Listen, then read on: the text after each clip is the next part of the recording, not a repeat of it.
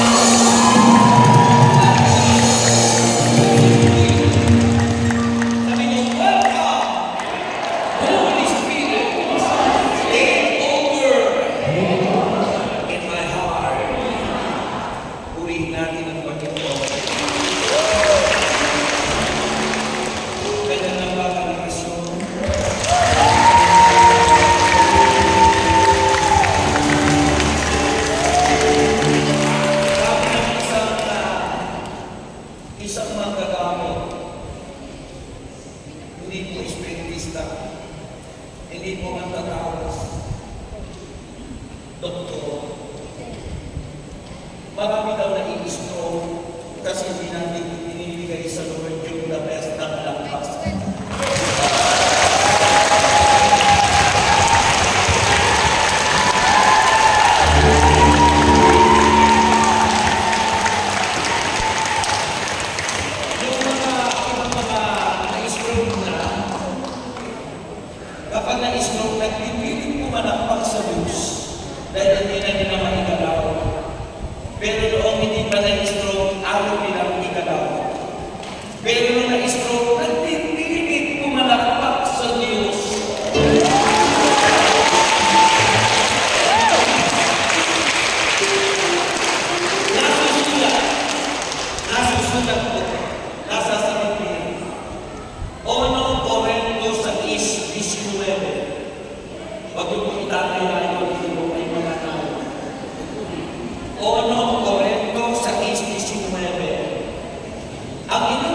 katawan na hindi talagang sa inyo.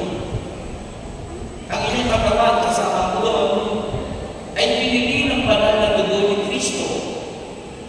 So pag-aari na ng Panginoon ang ating katawan.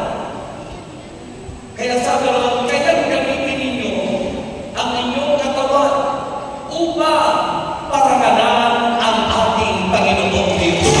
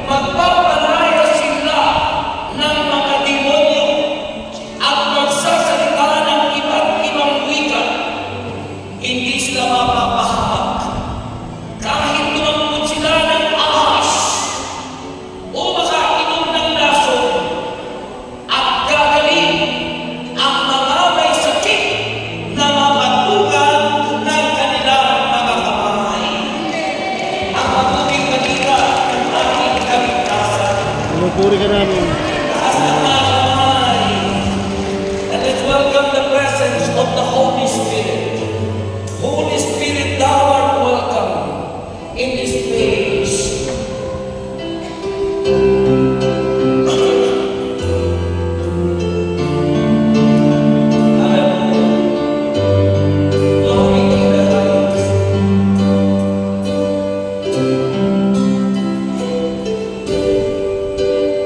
Holy Spirit, thou art welcome.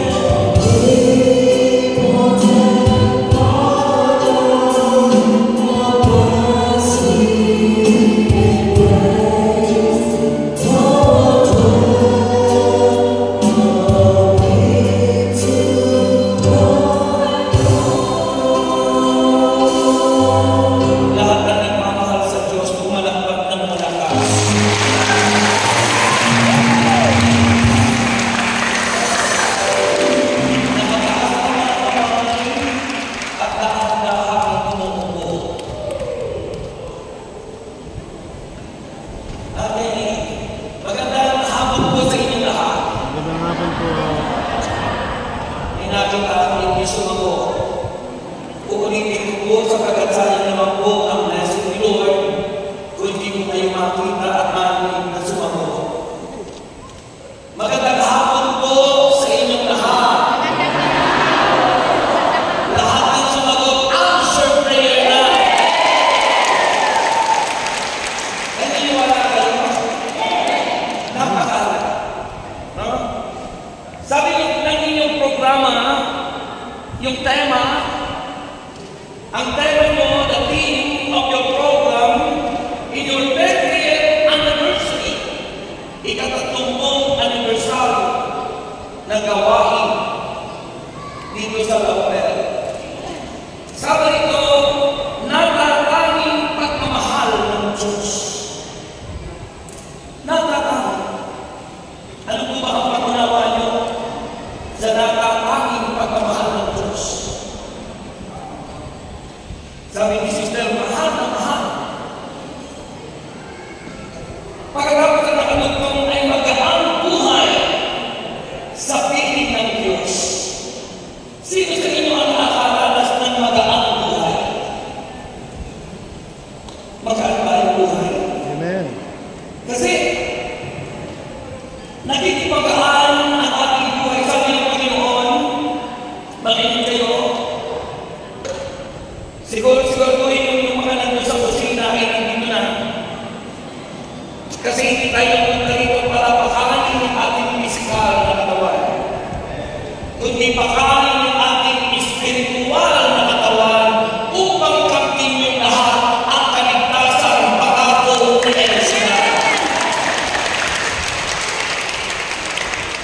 May mga hindi ko pumalakpak sa Diyos. Sayang naman po yung biyayang talaga ninyo.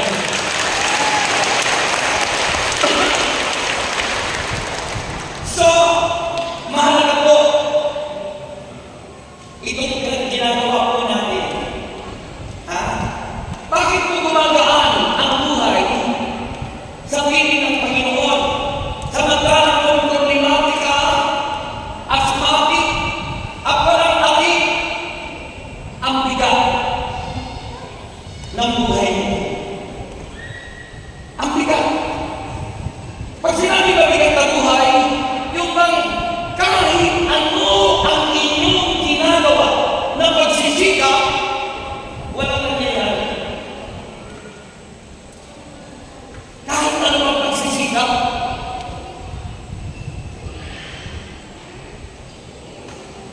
kahit anong mithiin mo ikaw ay gumaling, hindi gumagaling. Kahit anong pagsisikap. Because there is lacking. May kulang. At alam ko lang doon, sabi ng Mateo 11:28, makinig kayo dito kayo tumingin. Sabi ng Bible, come to me, all of you, who are heavily laden and burdened. Lumapit na kayo sa akin, kayong lahat na nabibigatan. Kayong lahat na napapagal. Nabibigatan ng inyong mga pasanin. At kayo'y aking pagpapahinay. Ang mga problema ay kabigatan natin, ang mga pagsubok, trials and testing, lahat ng mga nagaganap, hindi po gusto ng Diyos na ang tao ay maghirap. Hindi po plano ng Diyos na tayo po ay maghirap. Hindi plano ng Diyos na tayo magkasakit. Hindi plano ng Diyos na tayo magpapaypay. Ang plano ng Diyos, isang buhay na ganap at kasinga-singa sa harapan ng Diyos. Ganap. Pag sinabing ganap, hindi ka nagkukulan. Pag sinabing ganap, you are satisfied. Satisfied ka.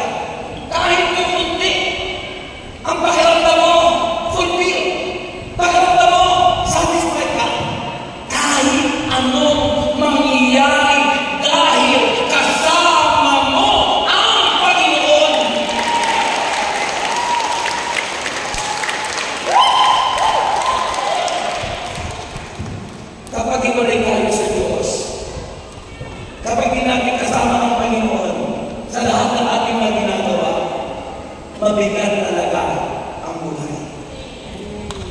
mabigat.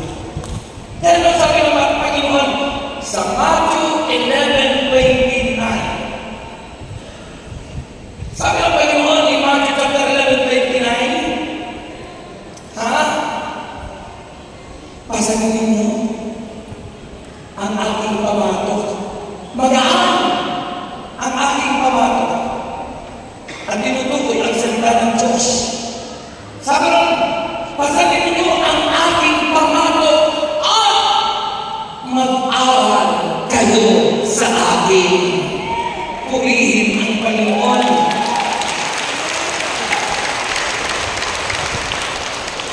Yung pagdala ng prayer meeting, pag-aaral po yan. Nag-aaral kayo ng salita ng Diyos. You know what? Bakit mahalaga ang pag-aaral ng salita ng Diyos? Unang-una, pagtutulong sa panawagan ng Panginoong Jesus. Lumapit kayo sa akin, kailangan ng napapagang, kailangan ng dibigatan, ng inyong pasanin, at ang ating pagpapahingi. Pasanin ninyo ang aking pamatok at mag-aral kayo sa akin.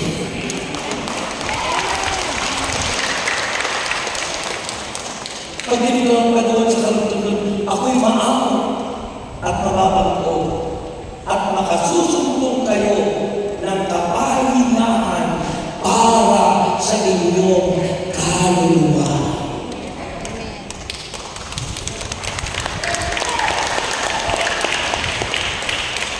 Tinatamad na ba kayo pumalagpak?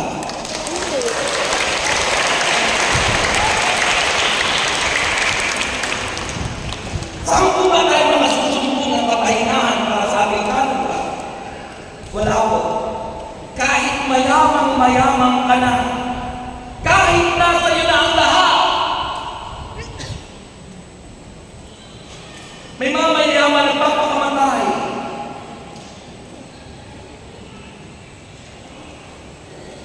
Iba yung sikat na artista sa Amerika, nagpakamatay. At nang makita yung sulat niya, sabi na, her life is empty. Ang kanyang buhay ay hungkap. Dahil ang kulang ay ang presence ni God sa ating puso. Kapag wala si Kristo sa buhay natin, kulang ang iyong buhay sapagat siya ang kakulangan sa buhay ng lahat ng tao. Si Jesus!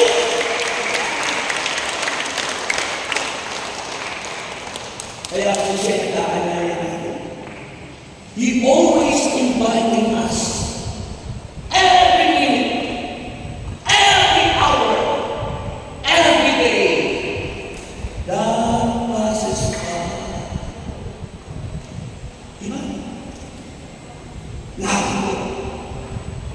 Hindi po tinatamad ang Diyos na anyayahan tayo lahat. Natutuwa ako. Bakit walang tigil? Kasabay ninyo ang kalaka. Hindi pa ako pumunta doon, hindi pa ako pumunta. Sabagat ayaw ko na ako nagmamadali. Ayaw ko na mamadaliin ko yung mensahe para ako makarating sa isang lugar. Dahil ang gusto ko yung kung saan ako in-assign ni Lord, doon lamang ako gagamitin ang Panginoon. Sabi ko sa kanilang pasensya na kayo, ang nakasay sa inyo si ganito, ako'y doon nakasay sa Laurel. Eh ako, mahalaga po yung misyon. Ano ba yung misyon? Mission is what we received when we were baptized. Yung tinanggap natin ang tayo pinaghan. That God imparted to us that mission and we received it nung tayo pinaghan. Anong mission ni Kristo? Na nais magpatuloy niya sa atin ngayon. Kristo mission. Ano po ba ang trabaho ng pagiging pari? Sacerdote, to worship, to praise our God, ang purihin, ang sambahin, ang Diyos.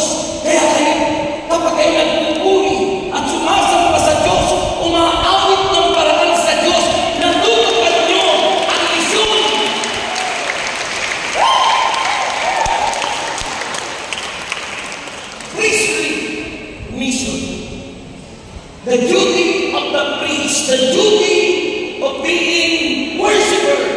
unto God. Ang kilalanin mo ang tunay na Diyos at sasambahin mo siya. It is the greatest commandment. Ito ang pinamahalagang utos ng Diyos na susulat. Sabi that you shall love the Lord your God with all your heart, with all your soul, with all your mind, and with all your strength. And you shall love your neighbor as yourself. Amen. Ibigin daw natin ang Diyos ng buong puso, buong lakas, buong kaluluwa, buong pag-iisip.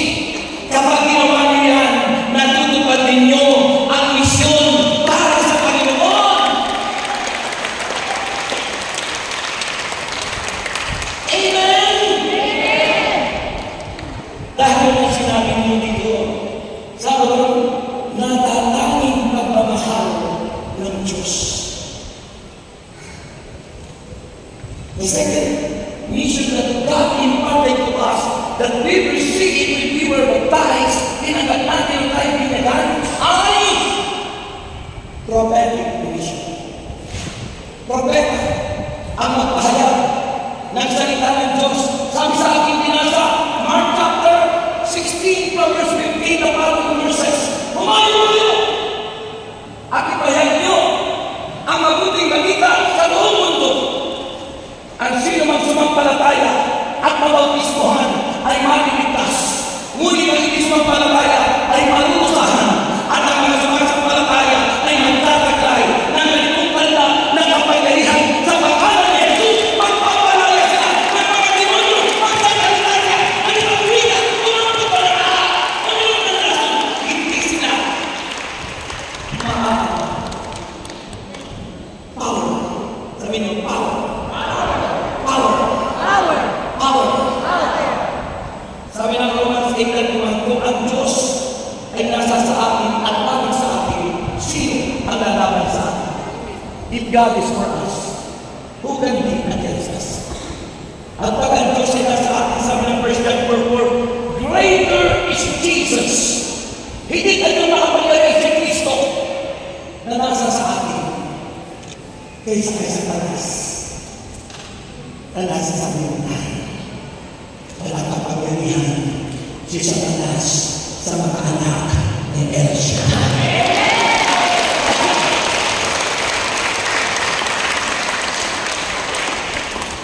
Hindi ka mabibigatan kapag ang Diyos ay nasa sa iyo. Hindi tayo mabibigatan. Sabi ng Victor na mag-aang buhay sa piling ng Diyos. Hindi ka mabibigatan. You know why? Sabi ko sa isang awit, yung footprint in the sun. Ha? Akala niya, bakit dalawa na lang napakas ng pangod doon? Ha? Akala niya, hindi mo na siya ng Panginoon. Pero sabi ko sa akin, tinarga na siya anyway. Kapag tayo problematic, as not, hindi natin kaya, kakargahin ka, Pinoy!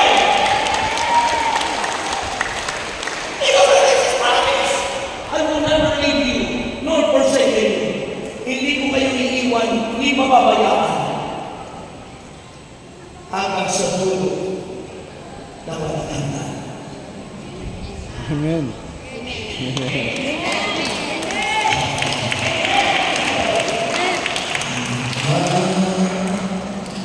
Sa dulo na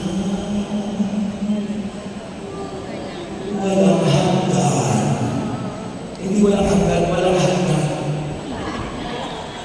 Hanggang sa dulo ng walang hanggan, sasamahan ka ni El Shaddai. Amen? And the third mission that God imparted to us, sabi rin sa ating binasa, umayo kayo na this prophetic mission, we have responsibility that you need to spread out the Word of God in every corner of this country,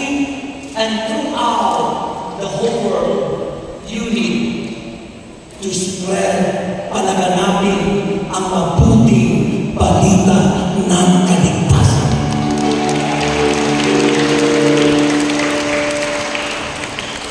Hindi ba magkano pinapala chismis? Huwag niyo ikalat ang chismis. Huwag niyo ikalat. Yung sabi mo, mari-mari ang tumama. Huwag kayong umasa sa alok ng mundo. Huwag kayong umasa sa mga lottery. Huwag kayong umasa sa sugal. Huwag kayong umasa sa punsoy. Huwag kayong umasa sa alok ng mundo at alok ng diablo. Umasa kayo sa alok at pangako ni Kristo!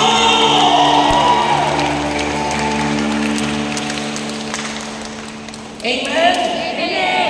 At yung pangatlong misyon, sabi ko sa meeting namin ng disciple nung Sabado, kapag anniversary, you must allow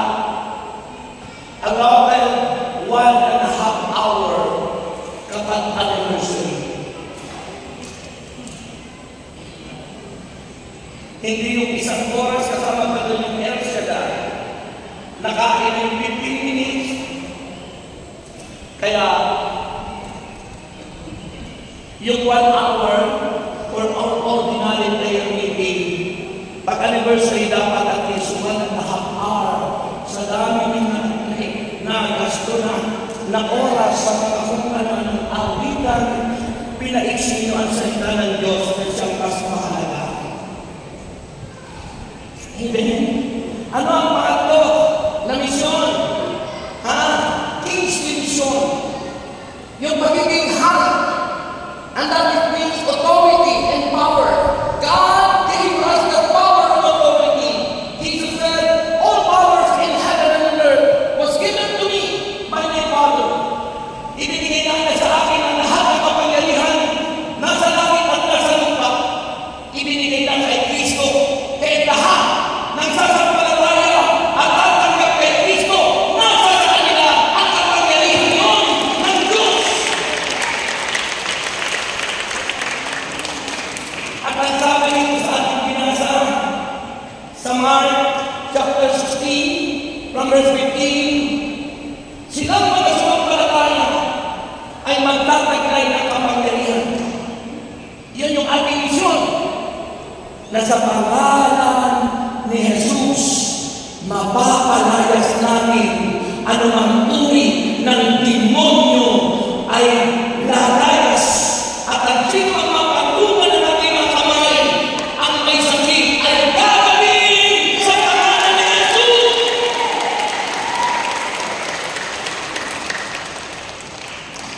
Naniniwala ko. Yan ang natatanging pagmamahal ng Diyos. Bakit natatanging pagmamahal? Kanino ba itinahagi niya yung misyon na sinimulan ni Kristo for 3 years in this world? 3 taon, inumpisahan ni Jesus. Hindi na ibinahagi kay Satanas. Hindi na ibinahagi sa mga mayroon. Hindi na ibinahagi kay kanino. Ibinahagi sa lahat ng sasampalataya at tatanggap kay Jesus. Ang misyon ang natatanging pagmamahal ng Diyos sa atin. Hindi ba na-realize yun? Hindi niyo po ba na-realize yun? Hindi niyo po na-realize. Sabi ko sa aming inatinan ng seminar ni Brother Bobby, nag-attend po kami ng seminar ng exorcism, yung pagpapalayas ng demonyo. Sabi ko, ang aming mga kasama, mga religious, priest, nuns, mga religious people, tapos kami yung mga lady. Sabi ko, bakit ang demonyo ay galit na galit kay Mama Mary? Kayo ba'y nagagalit kay Mama Mary? Ang demonyo po galit na galit kay Mama Mary.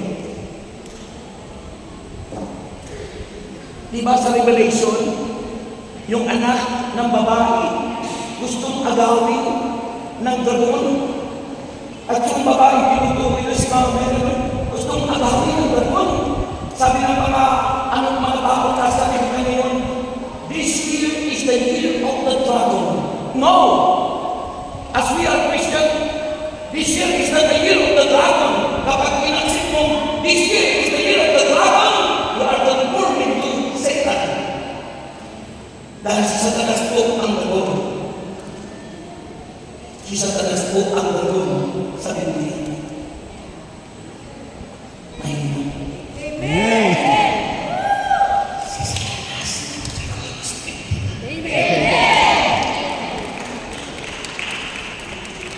This year is not the year of the dragon. Every year is not the year of the rat or year of pig or year of animal. Every year is the year of the Lord Jesus Christ of Nazareth. Bawat taon may taon ng Panginoon. AD, Anno Domini, the year of the Lord. Anno Domini, AD, hindi po ang yun. Anno Domini, it means year of the Lord. Taon ng Panginoon. Lahat tayo pinanganak sa taon ng Panginoon. Hindi tayo pinanganak sa taon ni Satanas. Kaya lahat pinanganak sa taon ng Panginoon ay magpapatagumpay sa lahat ng bagay, sa lahat ng naisip sa buhay.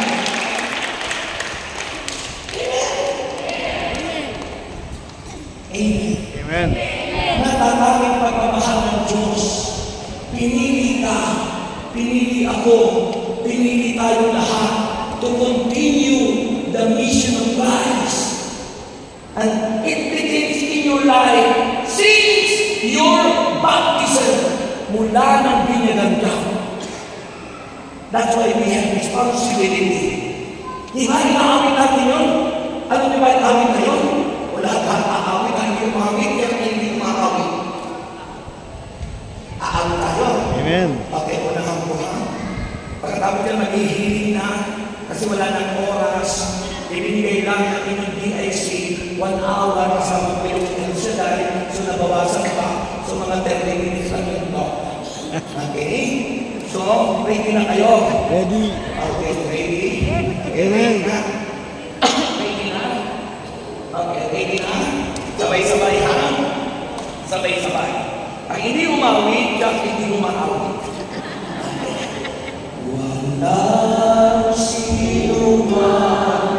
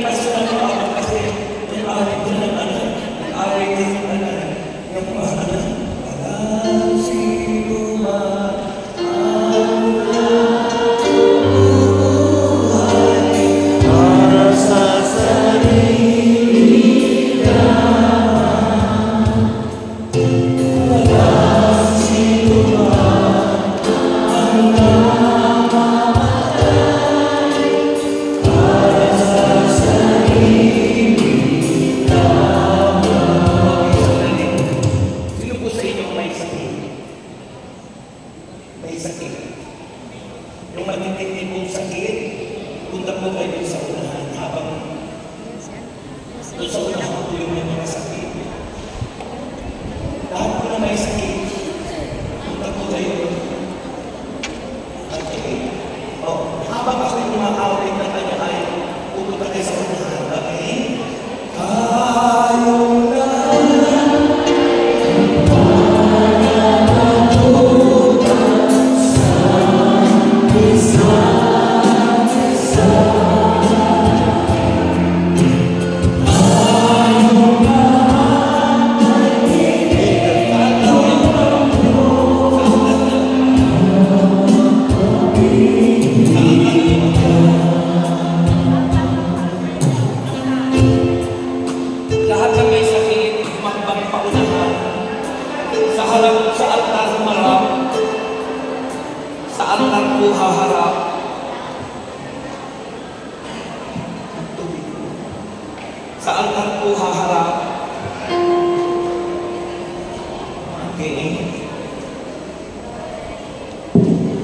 Maliwanag po ang sinasabi ng Biblia.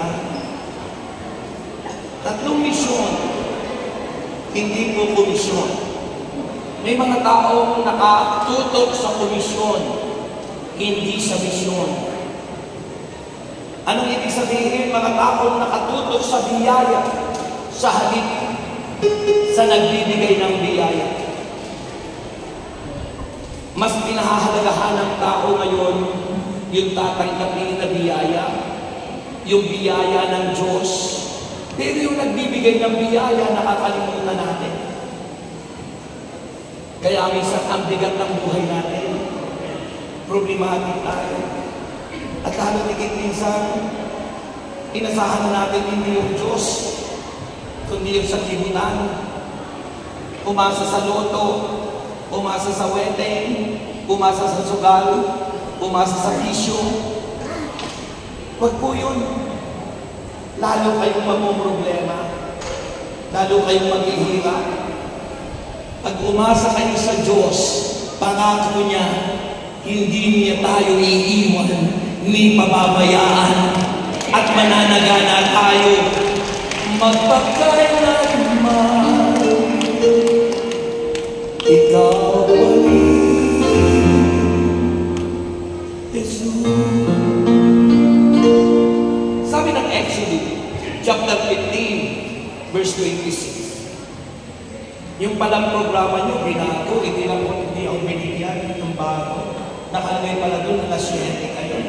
Kanya alam, makakahon pa kayo sa mundo. Lumang programa pala yung binigay sa akin. Eh, nakalagay doon na 6 ang tapos. So, tandaan nyo, hindi po kayo kababayaan ng Panginoon.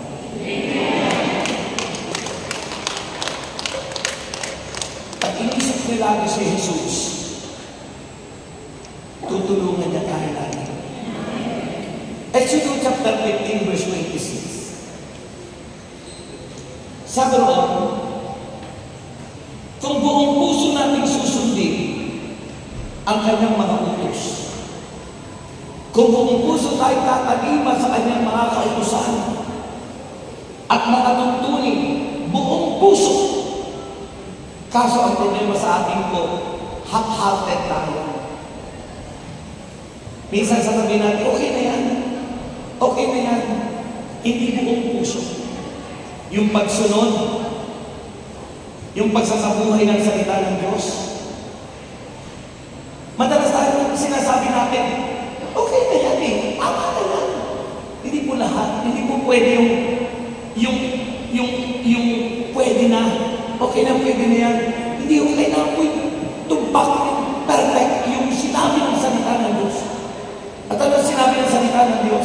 Kung buong puso tayong tatalima sa kanyang mga salita, sa kanyang mga utos, sa kanyang mga tuntunin. Exodus chapter 15 verse 26, sabi nun, at pangako ng Diyos, hindi ko na ipararana sa inyo ang alinman sa sakit na pinadala ko sa Ehipto. Ako si Yahweh, ang dakila niyong manggagamot.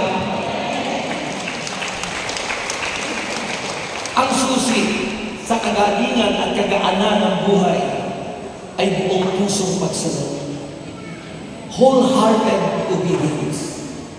Kapag half-hearted, kalahati lang, hindi po nalulugod ang Diyos doon.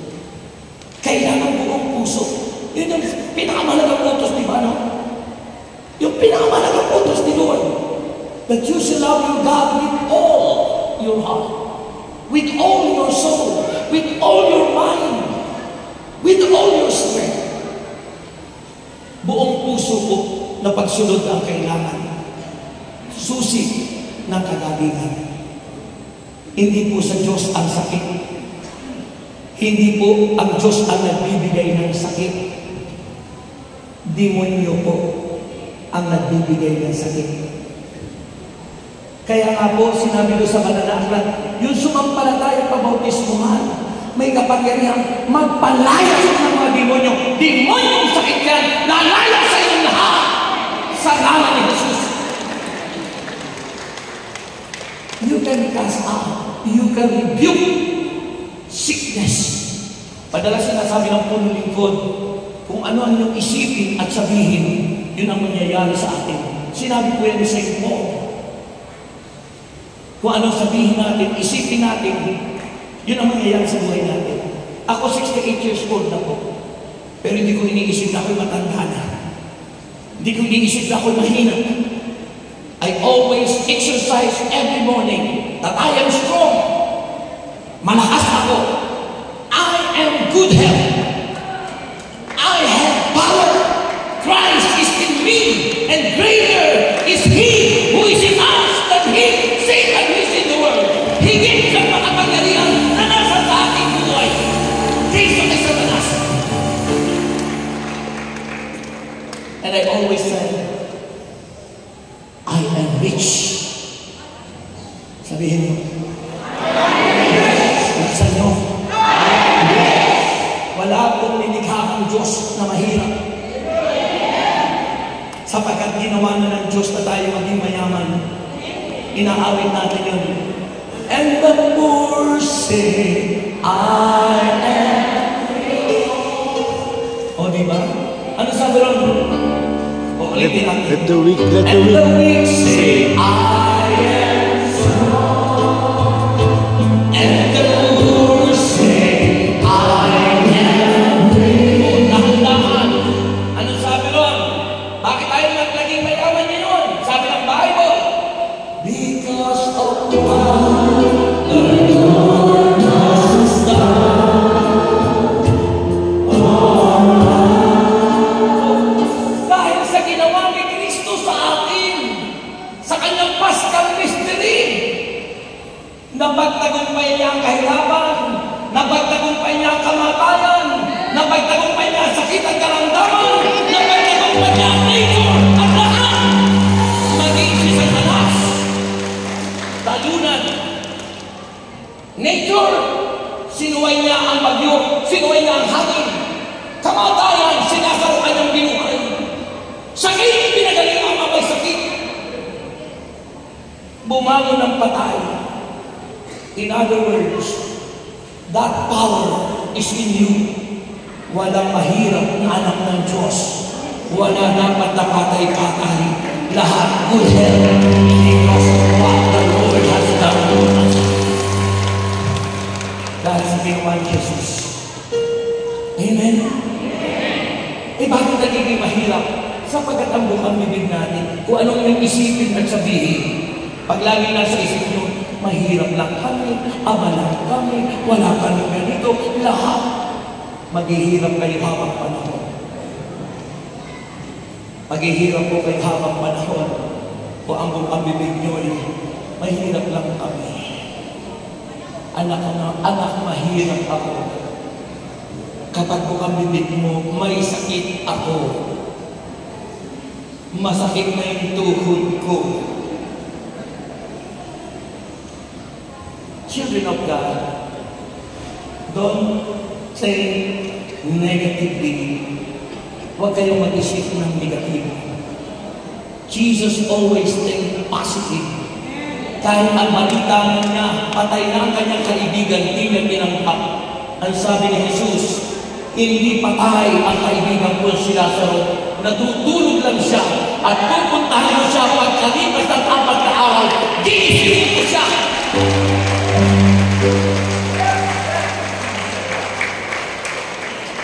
Kaya ako po, 68 years old na. Nakakaakyat sa Faith Mountain. Nahulog pa sa butas kami ni ano. Pero, di ko alintanan. Because I always say, and always telling to everyone that God is always with me. Ang Diyos ay laging kasama natin. Amen. Amen.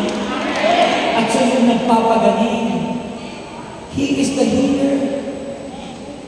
Siya yung nagpapagaling. Mga kapatid kay Kristo, bago ako tinawag ng Panginoon, naninong ako doon sa mga kapunduhan dahil nagtrabaho ko sa insurance. Nagkasakit ako sa puso. Yung lumalaki daw yung puso ko, enlargement of the heart. Tapos nagkaroon pa, rheumatic heart disease daw ko. Pagkatapos may bar daw yung 4 na ugat ko, ang record po niya nandun kay Dr. Sabini sa General Hospital ng Sabini, Hospital sa Dignidad. Alam niyo po, sabi ko, wala naman akong perang pang-bypass para tanggalin ang 4 na bara sa ugat. Wala naman akong pera para magpa-opera. Pero naniniwala ako na akin ako sa gawain. Sabi ko, naniniwala ako, wala akong pera, pero may Diyos na magkakaloob ng lahat ng aking kailangan. Amen? Hindi ko po inalinta ngayon. Anong ginawa ko? Sinuko ko sa Diyos yung buhay ko. Lahat ng sakit, sakit sa puso, hepatitis, at saka yung ulcer, ispat sa baga, enlargement of the heart, bara sa ugat, sa puso, lahat ng dami kong sakit. Dahil po ako'y makasalanan. Nung panahon ng hindi po ako nag-uumpisan doon, hindi ko alam ang uumpisan. Hindi ako nagsisimba ng lumpang bukal sa puso. Pumunta pa ako sa simbahan para lang tingnan ko yung mga legs doon nasa ikurang ko. Pero mga kapatid, tingnan niyo po, 1986 yun, sinuko ko sa Panginoon ng aking buhay. Lahat ng sakit at karamdaman ko, pinagaling ni Yahweh sa dati. Because He is the great healer and He is the great provider. At mula na ni Isyong inatang sa atin ng Diyos, ay ginampanan ko. Tayo lahat ay may tungkulin at dapat gampanan ang lahat ng Diyos. Handa na kayong gumaling. Handa na kayong gumaling. Handaan nyo, sabi ng John chapter 1 verse 12. Mahalaga po yun. Hindi lahat ng tao ay anak ng Diyos. Tandaan niyo yan. Hindi po lahat ng tao ay anak ng Diyos. Ang lahat po ng tao ay nilikha ng Diyos. All of us are created by God. Pero hindi po lahat anak ng Diyos. At para tayo lumayag, gumaling at sumagana ang buhay, dapat tayo maging anak ng Diyos. Sabi ng John 1:12, sila lamang nanalig. Pananalig mahalaga. Tumanggap, kailangan tanggapin mo siya. Sumampalataya, kailangan sampalatayanin mo siya. Bilang Diyos, bilang Panginoon, bilang tagapagligtas, kailangan tanggapin mo si Kristo. Yun ang natatawang pag-ibig ng Diyos sa atin, na magiging dahilan ng kagaanan ng iyong buhay. Sabi ng John 3:16, for God so loved the world that He gave His only begotten Son, that whoever believe on Him shall not perish, but have an everlasting life. Sa Tagalog, ganyan na lamang ang pag-ibig ng Diyos sa sanlibutan. Ibinigay niya ang kanyang bugtong na anak upang ang sino mang sumampalataya sa kanya ay hindi mapapahamak, bagkus magkakamit ng buhay na walang hanggan. Asan kami na gusto ng buhay na walang hanggan? Yung buhay sa lupa, pinanghinayangan natin. 90 anyos na, nagpapapray over pa. Gusto niya mahabang buhay. Gaano pa kaya yung pangako ng Diyos sa langit? Mas masarap nun. Amen. Kaya sabi ng John chapter 1 verse 12, sila lamang nanalig, tumanggap, sumampalataya kay Kristo ang binibigyang karapatang maging mga anak ng Diyos. Handa na kayo maging anak ng Diyos para kayo pagalingin? Taas ang kamay ng handang tumanggap. Kawawa naman po yung ayaw tumanggap kay Kristo bilang Panginoon siya at tagapagligtas. Kawawa naman po yung mga taong ayaw tanggapin si Kristo bilang Diyos. Yung nagsasabi si Kristo yung tako lang. Dahil sabi ko ng Philippians chapter 2, ang lahat ng nasa langit, nasa lupa. Yung nasa langit po yung namatay na nandun na. Yun yung mga iniligtas ni Kristo na isinama niya nung unang pagdating niya dito sa lupa. Na nasa sulat sa Hebreo chapter 12 verse 25. Sila yung nandun na sa langit na nilakita nila noon mga espiritu ng taong banal na nasa langit na. Yun yung mga taong sinama na ni Kristo doon. Ay yung mga taong pagkatapos niyang umakyat sa langit, maraming namatay. Yun yung sinasabi, nasa langit, nasa lupa, tayo mga buhay pa. Nasa ilalim ng lupa, yung mga namatay. Na pagbabalik niya sa ikalawang pagbabalik, ay bubuhayin niya at gigisingin lahat ng sumampalataya kay Kristo. 1 Thessalonians chapter 4, silang mga namatay na nanalig kay Kristo ay bubuhayin ni Kristo at tatawagin sa kanya-kanyang pangalan magpakailanman. Ikaw pa rin,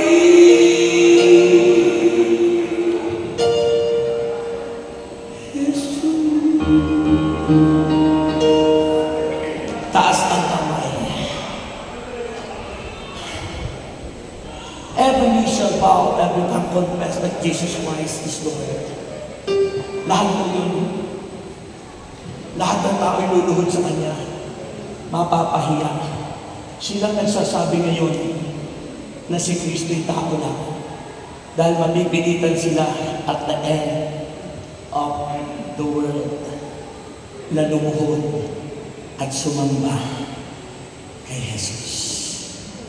Raise up your hands.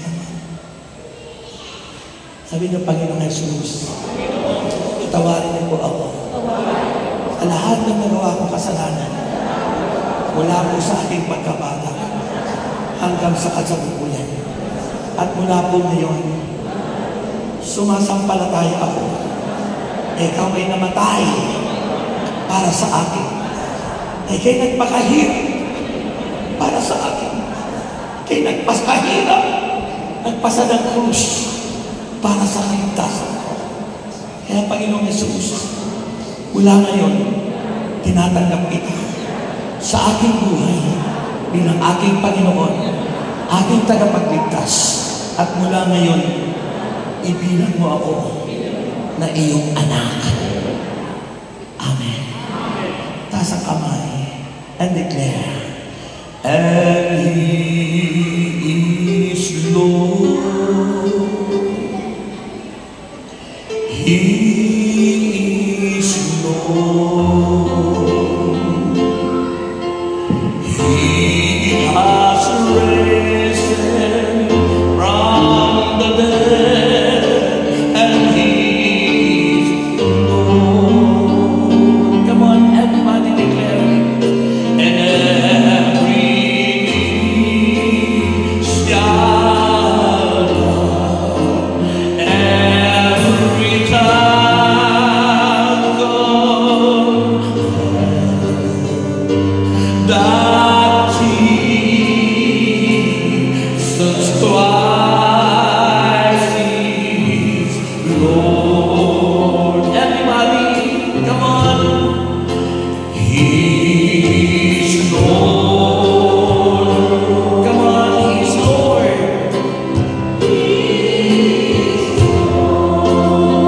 He has risen from the dead. He has risen from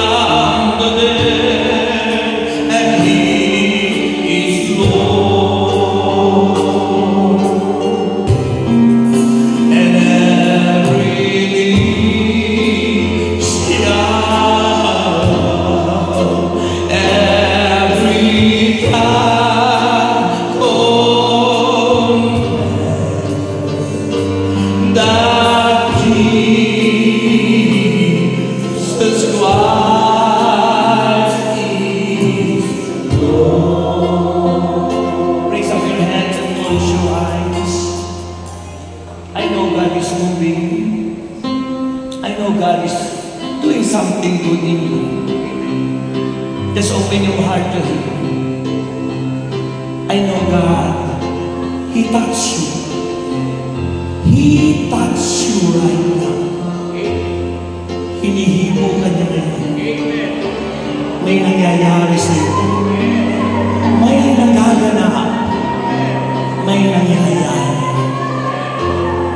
Open your heart. Open your heart. Open your heart. Shabasa. Rabasika kalaman. Open your heart. Open your heart.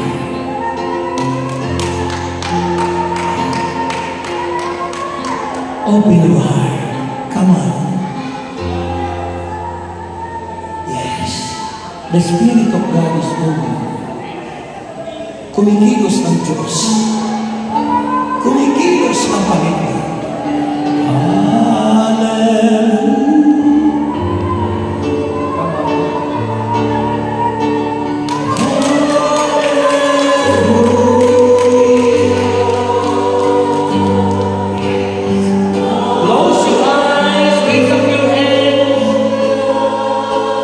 Itaas ang mga kamay at ipikit ang mga mata at hayaan na dalhin ang presensya ng Diyos.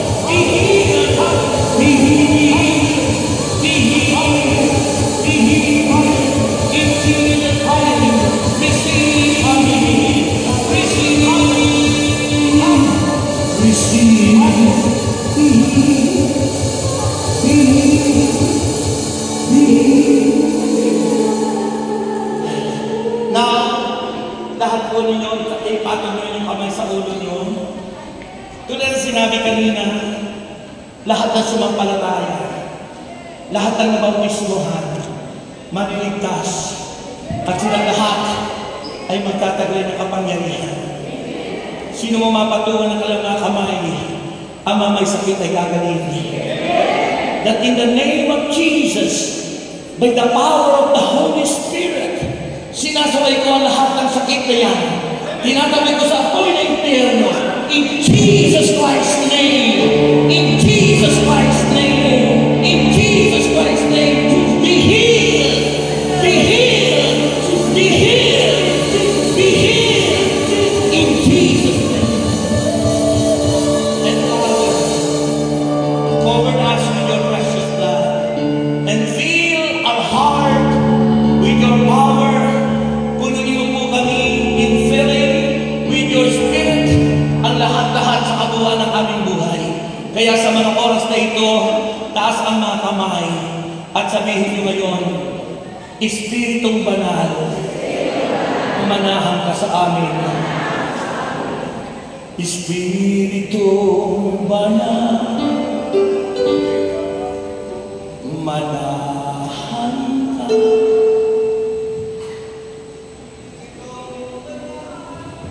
Matawagan.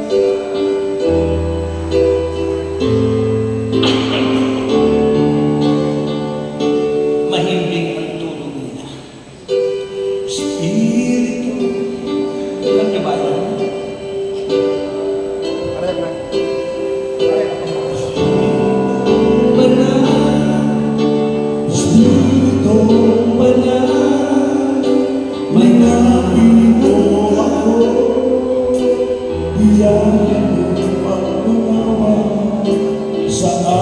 Yung mga workers, asaan po sila?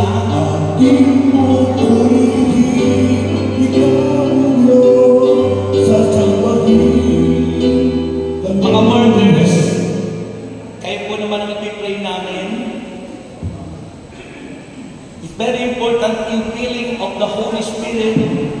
Matapos palayasin natin ang masamang Espiritu, mapuno muli tayo ng Espiritu Santo. Okay? Mga workers, punta po sa unahan ang mga magagawa sa lugar na ito. All workers. Espiritu Banal, manahan ka. Espiritu Banal, tinatawagan ka. Espiritu Banal, pakinggan mo ako. Mga workers lang po, yung kanina po na sa unahan. Kailangan yung mga magagawa, come on. Espiritu Banal, manahan ka.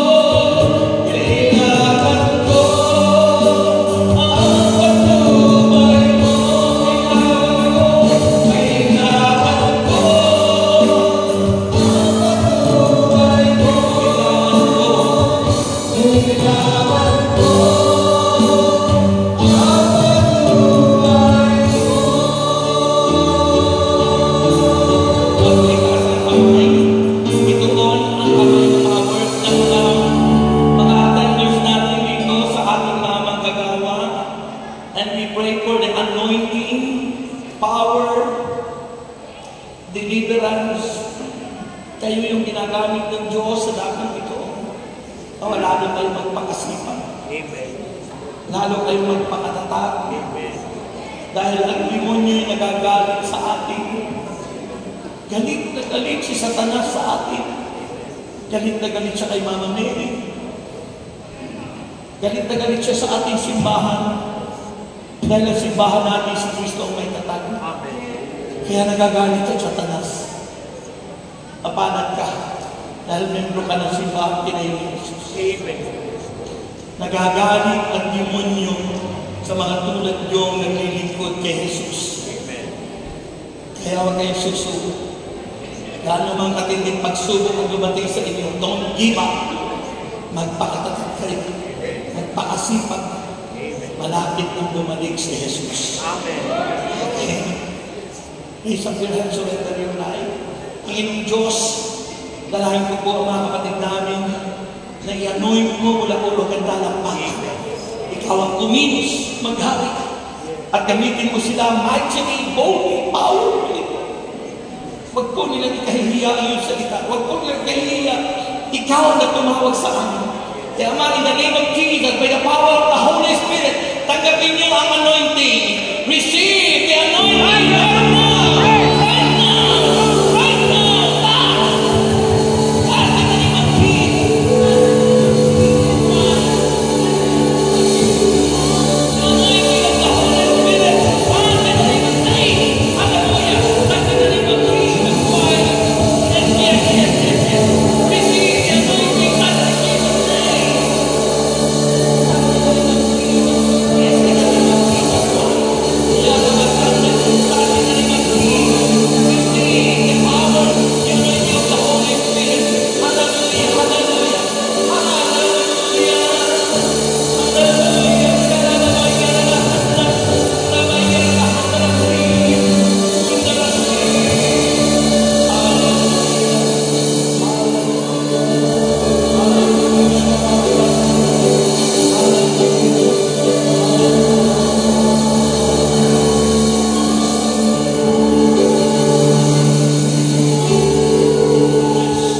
Palakpakan natin si Lord. Yung malakas na malakas. Sabi na, thank you, Lord. Thank you, Jesus.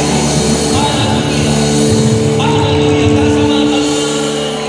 At sabihin niyo, pagkat walang magagawa kung wala ang presensya mo, Espiritong Banal, bigyan sa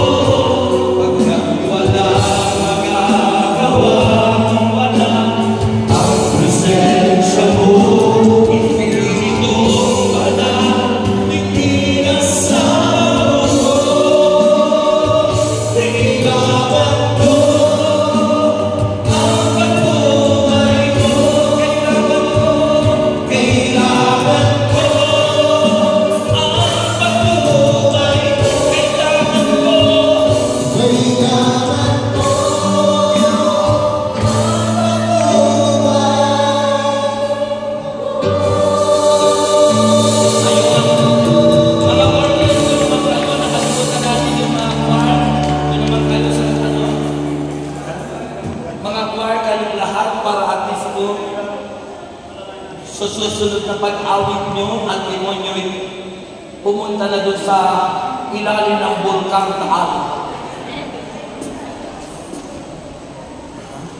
Pag-awit nyo sa susunod, yung mga demonyo'y nandun na, lumayas, pumunta na sa bulkang Taal. Yun ang bunganga ng ng impyerno, di ba magiging? Okay? So, mga workers, doon kayo sa likuran nila. Taas ang kamay nyo. Dito sa sister na isa, malaki siya, baka mabual o makakalag. Okay? Abangan niyo po doon. Huwag kayo matatakot mabual sa pagkakas, the anointing of the Spirit. Wala mang sumampot sa inyo, ang Holy Spirit sasamputin kayo. Ang mahalaga sa atin ay total surrender kay God. Yung buong buhay mo binibigay mo kay Lord. Na ang Diyos ang magbibigay sa inyo ng patnubay gabay. Total surrender yun. Bigay niyo sa Panginoon. Pag yung isip ko may problema, bigay ko kay Lord. Cast all your anxieties, problem unto Him. The promise of the Lord, He will cares for you. Iingatan ka niya. Sharababaya lahandarasi.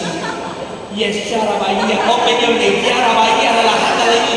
Iyarabaya lahandarasi. Lahandarasi. Unaraya lahandarasi. Lahandarasi. Receive the anointing. Receive the anointing. Iyaralahandarasi. Receive. Receive.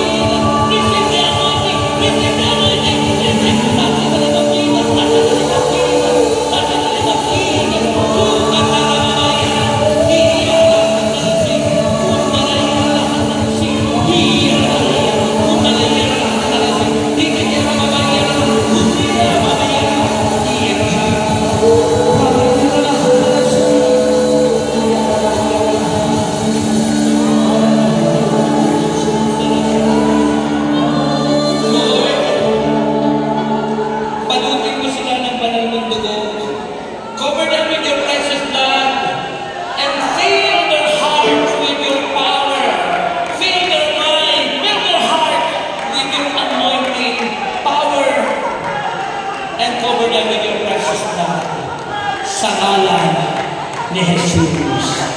Palakpakan natin lahat si Lord. Kung malakas na malakas. Kunin niyo po ang inyong mga prayer request. Tumayo po at kunin ang mga prayer request. At itaas sa Panginoon.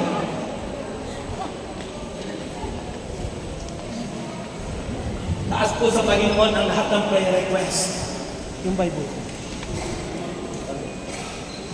Taas po.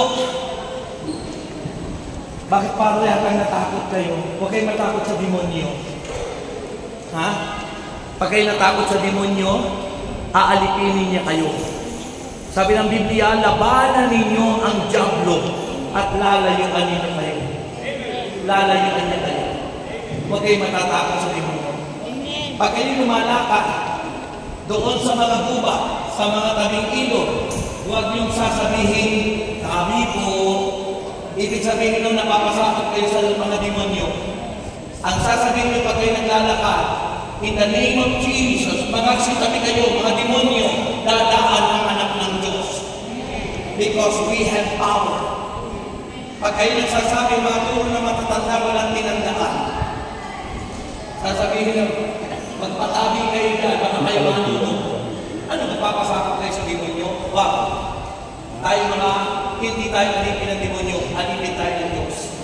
Kaya, tagay natin ang pangyarihan, there is power in the name of Jesus. And there is power in His name. There is power in His word.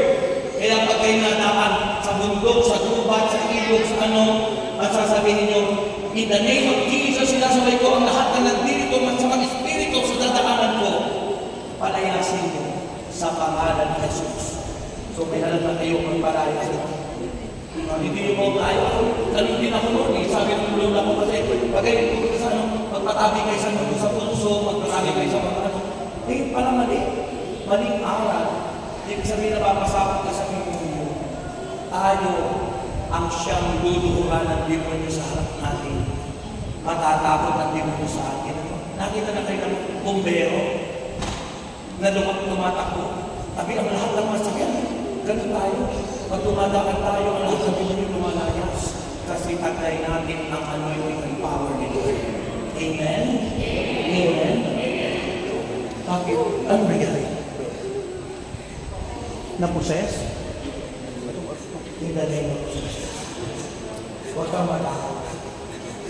Huwag kang matakot. Huwag kang matakot. Father, in the name of Jesus, you are greater, the greatest, the powerful one, the holy one. I rebuke whatever kind of evil spirit infiltrate pray, my sister, in the name of Jesus, I rebuke you, Satan. Get out! Lumayas ka. Huwag mong hawakan ang kapatid ko ito. Hindi mo ito pag-aalis. This body is the temple of the Holy Spirit. This body is the temple of God. In Jesus' name. In Jesus' name. Sabi niyo, Panginoong Jesus. Open your lips. Panginoong Jesus. Laksan mo. Itinatakwil ko si Satanas at ang kanyang mga gawa. Laksan mo. Itinatakwil ko si Satanas at ang kanyang gawa. At mula ngayon, tinatanggap kita, Panginoon Kristo, maghari ka sa ating buhay. Amen. Malaya ka na. Malaya ka na.